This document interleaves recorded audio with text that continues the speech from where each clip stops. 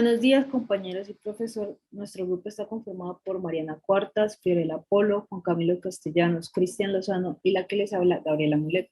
Nuestro equipo se llama Macintosh Pro. El problema al cual escogimos dice, especifique la resistencia R de modo que se cumpla con las dos siguientes condiciones.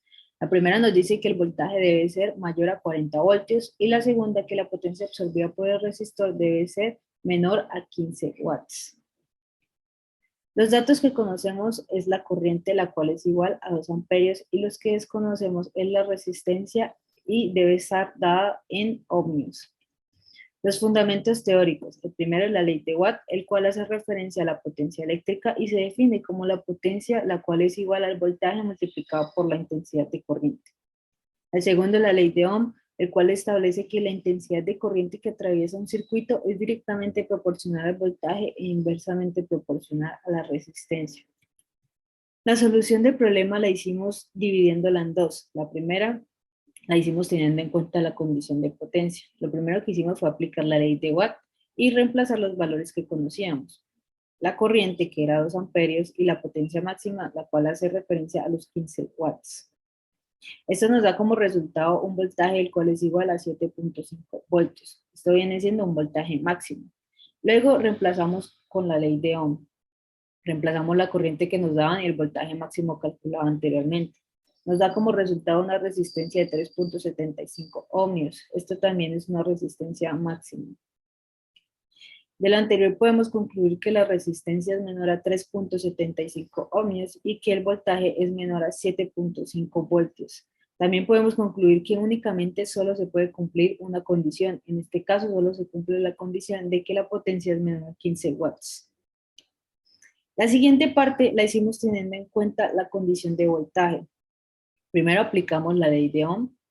Reemplazamos la corriente que nos daban y un voltaje mínimo, el cual son los 40 voltios. Esto nos da como resultado una resistencia de 20 ohmios. Esto viene siendo una resistencia mínima. Luego reemplazamos en la ley de Watt la corriente que nos daban y el voltaje mínimo. Esto nos da como resultado una potencia que es igual a 80 watts. Esto también es una potencia mínima. De lo anterior podemos concluir que la resistencia es mayor a 20 ohmios y que la potencia es mayor a 80 watts.